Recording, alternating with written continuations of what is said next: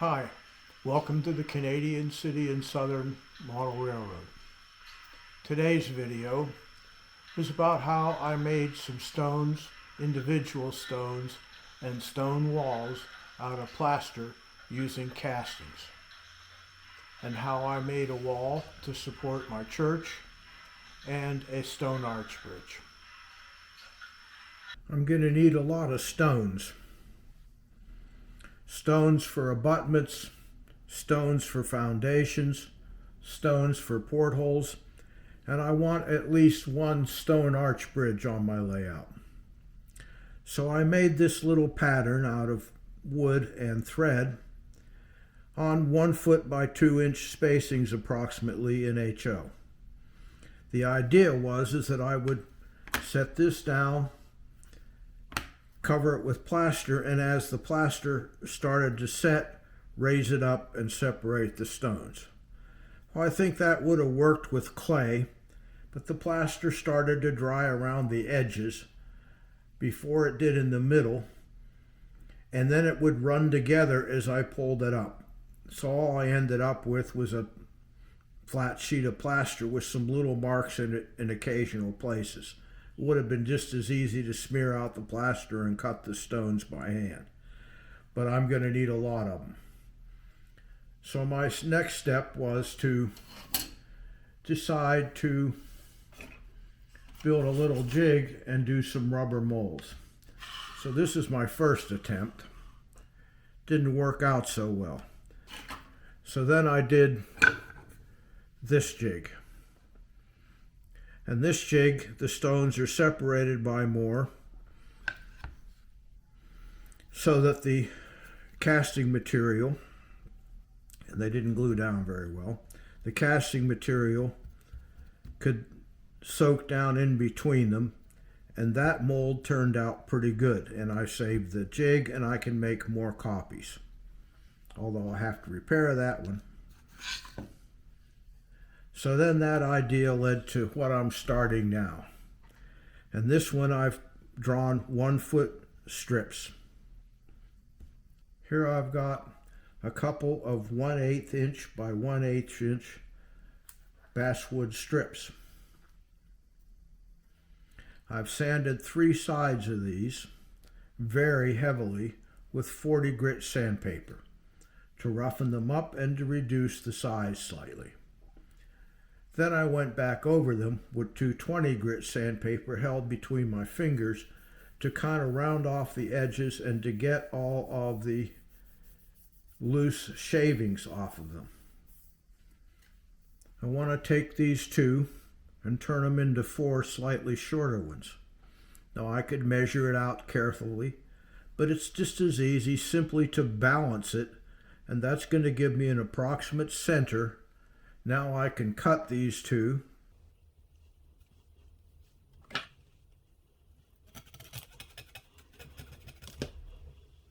So that when I start cutting my actual stones, I'm cutting them 4 at a time. Now I've marked 2 foot markings on one of these 4. And using my jeweler's saw, razor saw would also work, or a knife or a razor blade.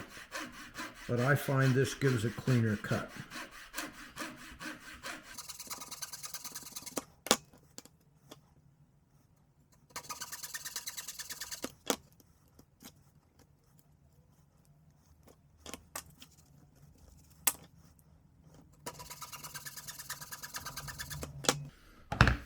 And now I've got quite a few, and I'll make quite a few more, lots and lots more, of approximately 1 foot by 2 foot blank stones. Now I've got a pile of basswood stones, but they're not all done yet. Some of them have some fringe on the ends, and the lengths are slightly crooked, and some are a little long. So I'm going to use a single edge razor blade and trim off the fringe,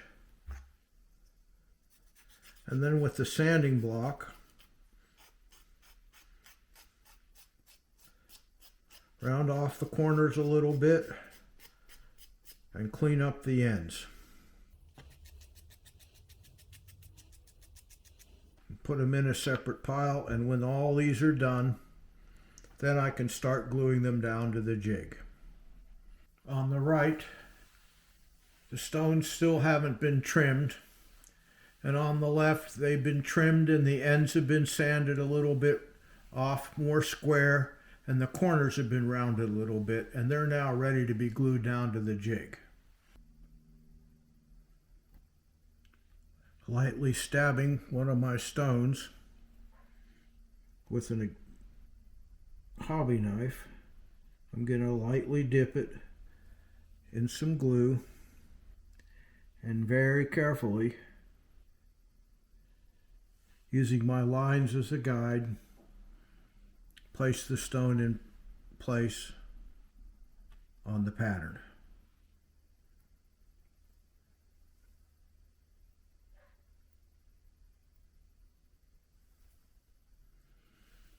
Now I'm going to stop now because the camera's in the way of getting these really accurate. And I want them lined up nicely. And I want there to be enough gap between the ends of the stone so that when I make the mold, it gets down into the grooves and I can cast either a complete wall or individual stones out of the same mold. Well, I've finished my second jig. And you'll notice that the pattern is laid out like regular stone wall. In this way, I hope to be able to cast sections of wall as well as individual stones. And this, of course, is my individual stone mold. And this is the first mold I have made from it. I'm ready to try to cast this with plaster. Now this is ready for rubber. And I've got some regular old craft store liquid latex mold material. And I'm going to scoop a little bit on just using an old popsicle stick.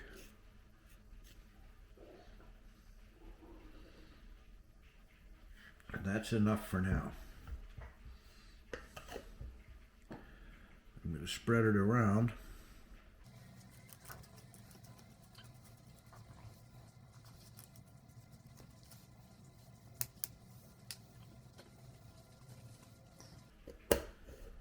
Now I don't have, although I could easily make, a vacuum chamber to degas this. But it probably wouldn't work very well anyway because the rubber is very thick. So what I have done is I've taken a little dowel and sanded it flat to try to make sure that some of the rubber gets down in the grooves.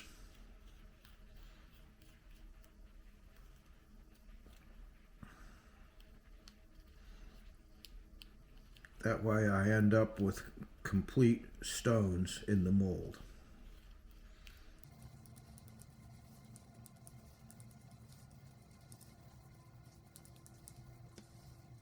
I'm going to work from both directions.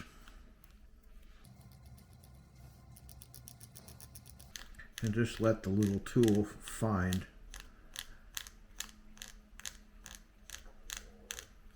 the gaps between the stones.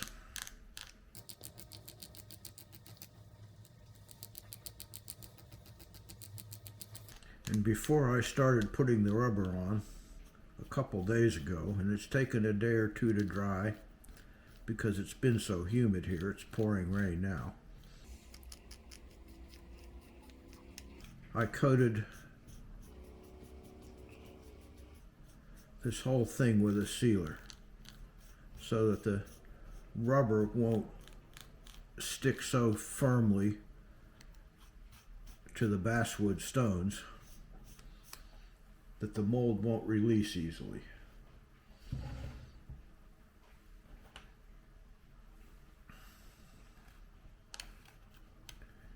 Now I'll try to force these down into the cracks a little more even.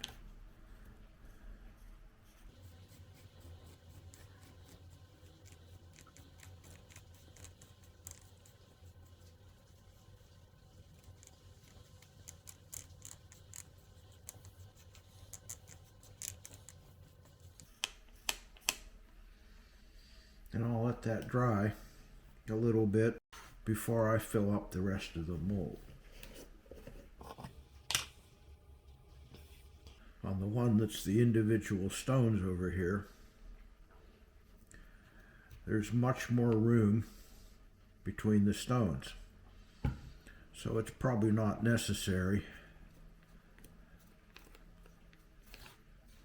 to get down in between them as much with the little tool. And I can just smear this on.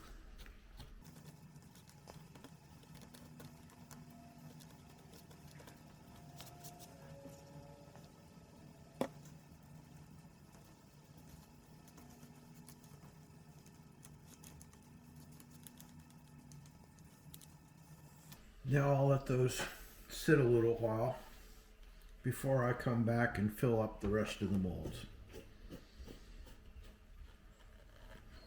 I don't want to let them sit too long, because if I let them cure completely, then they won't have a good solid bond between all the layers of rubber. But I'll let them dry out a little bit.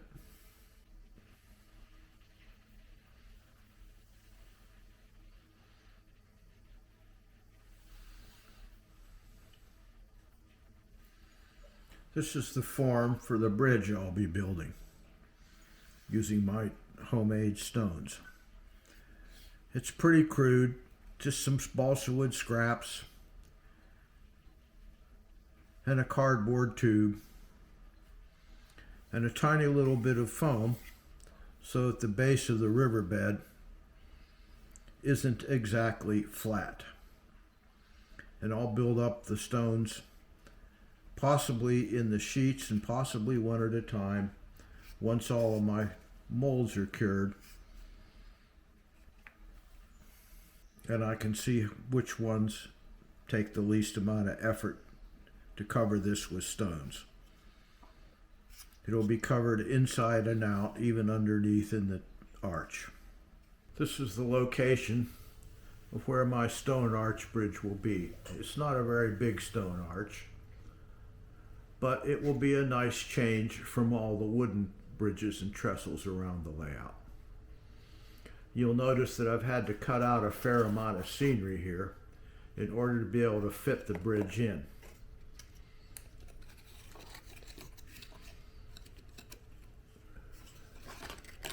And once the stones are all in place on the form,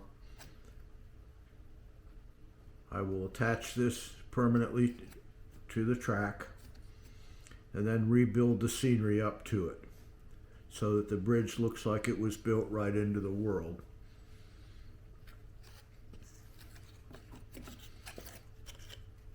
And you'll notice that I've cleared out some of the area underneath here to make room for the top of the arch, so that the arch isn't too low, because I want to give the impression that the bridge has enough room to allow the stream to flow when it's in flood stage. Back over at the workbench, about 20 minutes has gone by, and I'm going to continue to fill up the mold.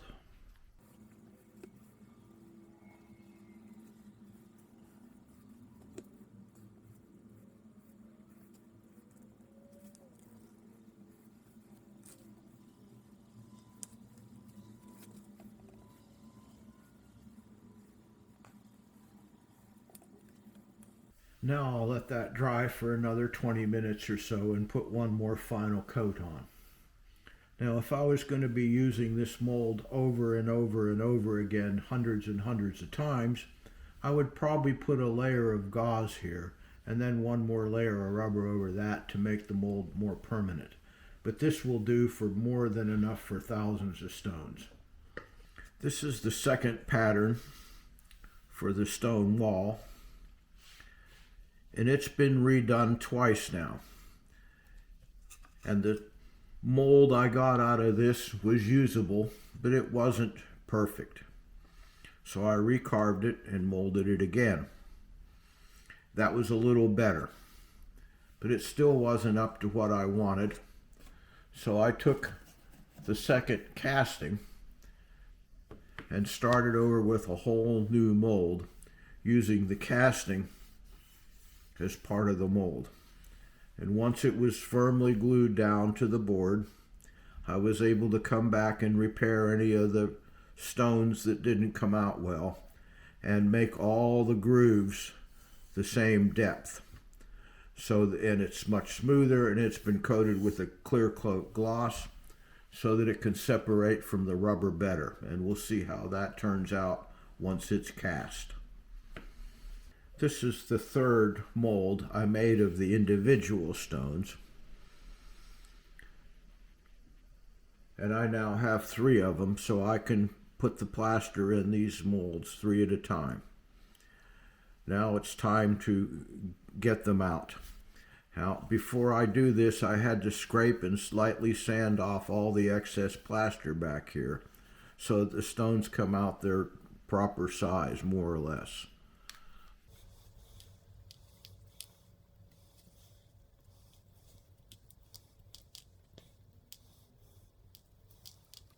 Now, the plaster I used was supposed to be fast drying and 5 times harder than normal plaster. Well, I think what they meant was faster drying than wall compound, joint compound, and 5 times harder than joint compound. It's certainly not as hard or as quick drying as Hydrocal or Hydrostone, but it was available in a small batch, and I don't need to be storing 100 pounds of Hydrocal around. So there are the stones. And some of them will have a little flash on them, and I can take my fingernails and clean them up. And some of them are okay, just the way they are.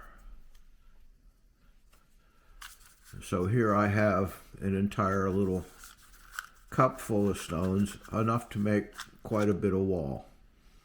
And I'll show how I'm doing that here in a second.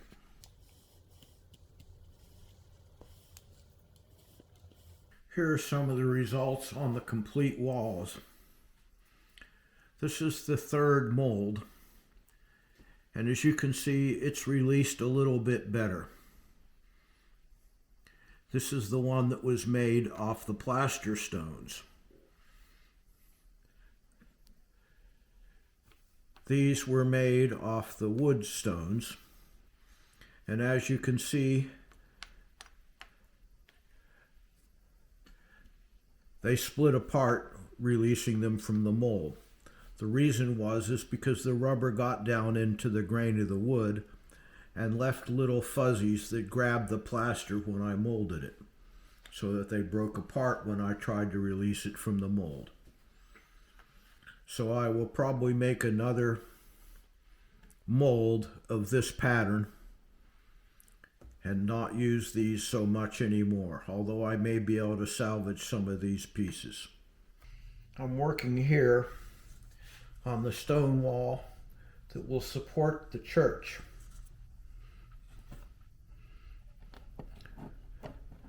By doing it this way, I leave more room for the road and for parking outside the church.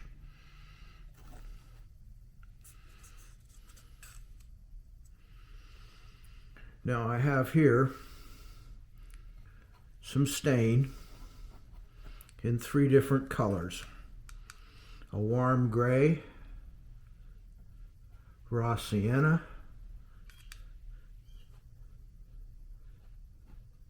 and a red oxide. Now I'm staining these stones one at a time because I found out that when I tried to soak them in stain, they simply dissolved. So I'm coming back and staining the stones one at a time as I build up each layer at a time. Now this is important because I have to put the next layer down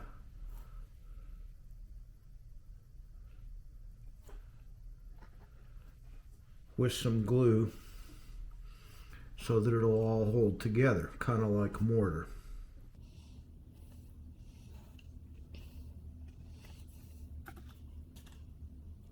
Now I'll come and do a few with the raw sienna.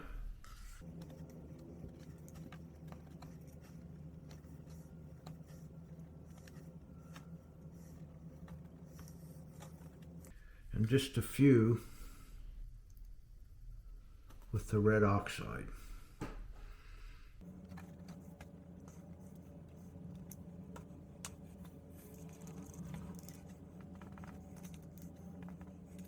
Now for the mortar,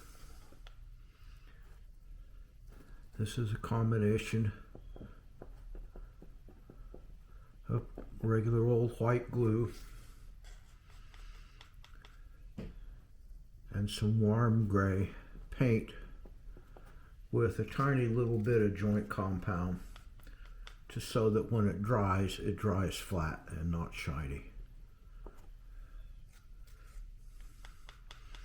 And I'm trying to keep it on the back side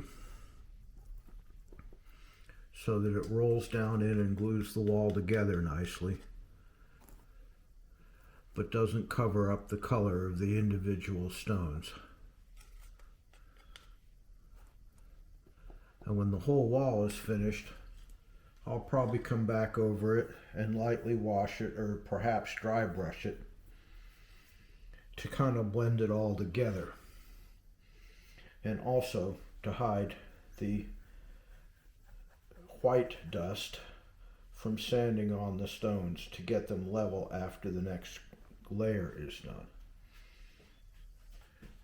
Now the mortar would probably hold the next layer in place,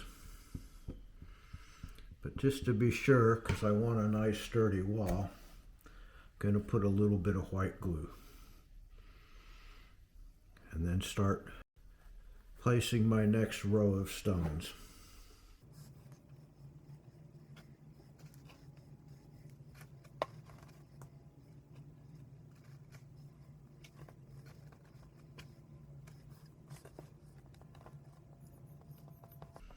Now that they're in position, I'm going to tap them down lightly to make sure that the surface contacts well with the layer below.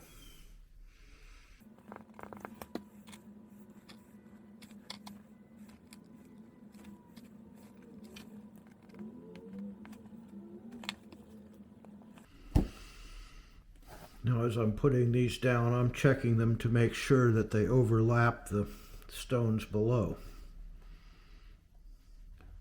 and not just sticking them up one on top of the other.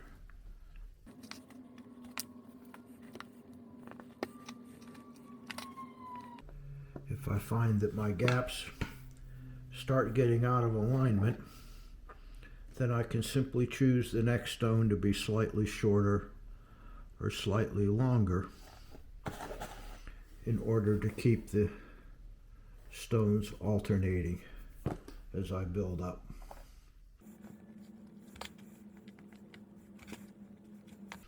Now I'll go ahead and finish out the rest of this next layer.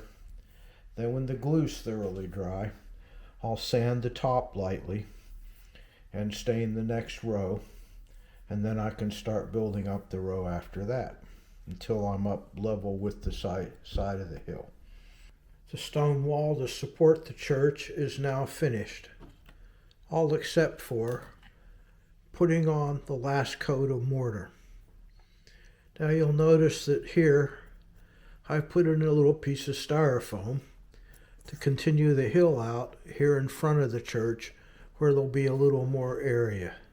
And then I put a row of stones across here to line up with the front of the church so that it looks like the foundation continues all the way around.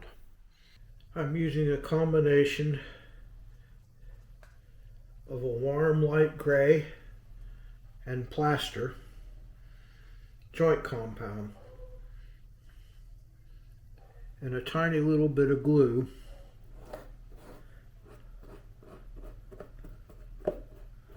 to make my mortar. And I'm simply going to brush it on.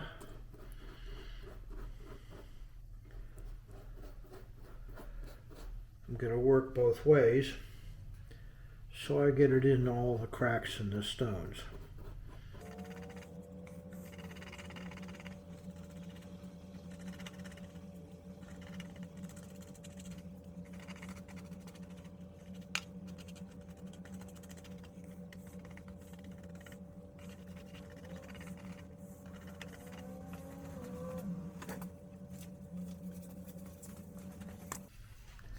Now I'm simply going to wipe off the excess.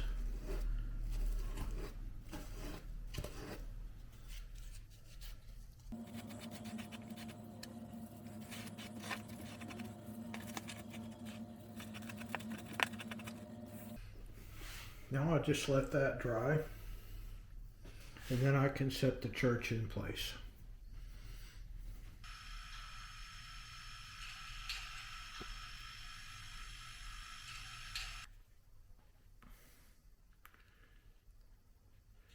Here's the finished stone arch bridge.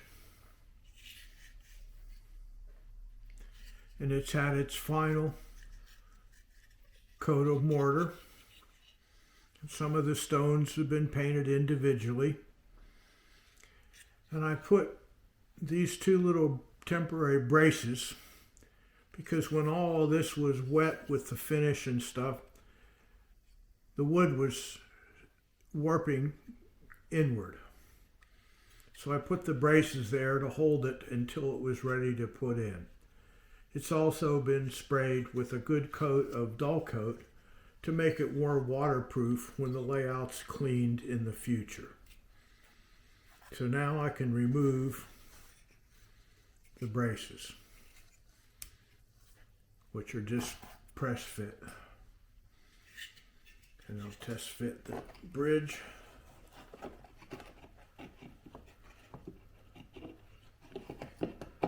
See if I can get it into place.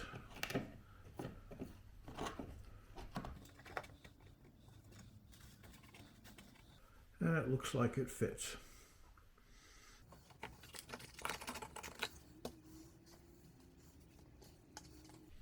Now put a bunch of white glue there.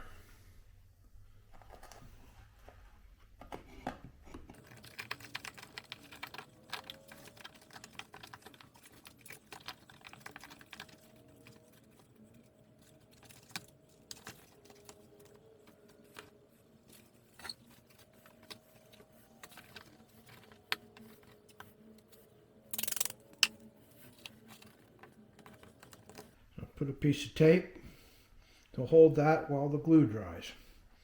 Once the glue dries, then I can come back in and touch up the scenery around the bridge and blend it in with the stream bed. Much of the styrofoam that I had to remove in order to get the bridge in place, I was able to use to fill up around the bridge, and now that's nearly done. I'll still need to put a little bit of fresh plaster around just to smooth it all back in and to give it the color and texture.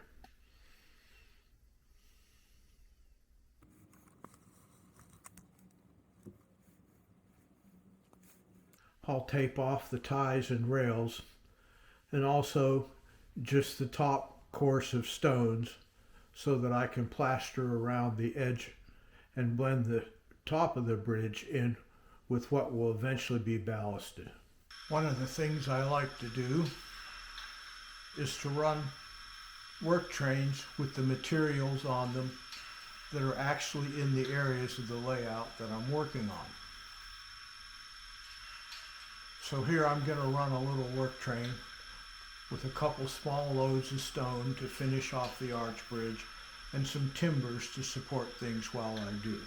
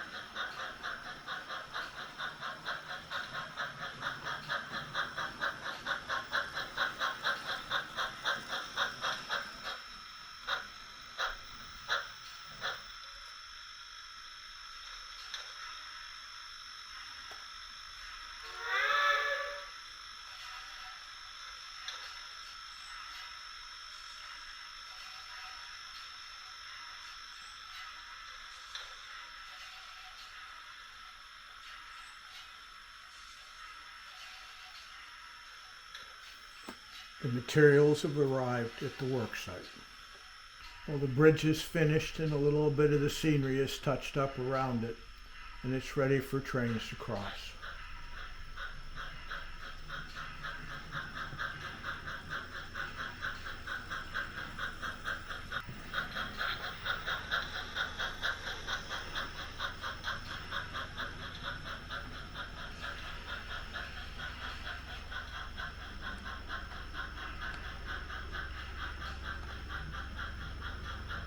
Well, thanks for watching.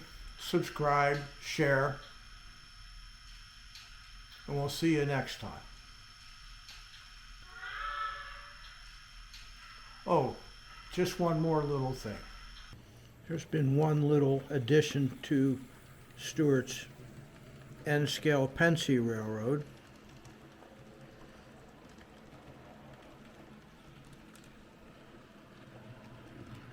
And that's this Weeping Willow by johnsHOTrees.com.